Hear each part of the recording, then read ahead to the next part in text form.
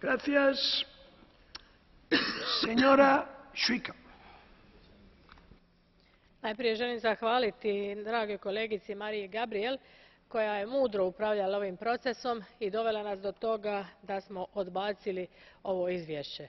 Ako je ovo izvješće neobvezujuće, onda čemu je ono služilo? Ali kad je već tako, onda je danas jasno na najdemokratskiji način Europski parlament odbio ovo izvješće.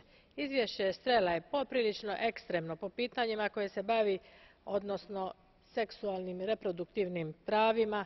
Jedna od točki s kojom se nikako nisam mogla složiti je poziv da se pobačaj proglasi ljudskim pravom, jer se kosi upravo s osnovnim ljudskim pravom, a to je pravo na život. Dodala bih kako pitanje abortusa nikako ne bi smjelo biti u nadležnosti Europske unije, nego država članica koje imaju različite stavove, a samim time i zakone. Dakle, danas je najvažnije od svega da smo dokazali i poruka je pitanje supsidijarnosti. Smatram neprikladnim uvođenje seksualnog odgoja u tako mladoj, čak dječjoj dobi. Obitelj je fundamentalna zajednica društva, a ograničavanjem prava roditelja na uvođenje ovakve odredbe dovelo bi do narušavanja stabilnosti obitelji. Dakle, puno je problematičnih odredbi u Estrela izvještaju i smatrala sam da ga kao takvog treba odbaciti.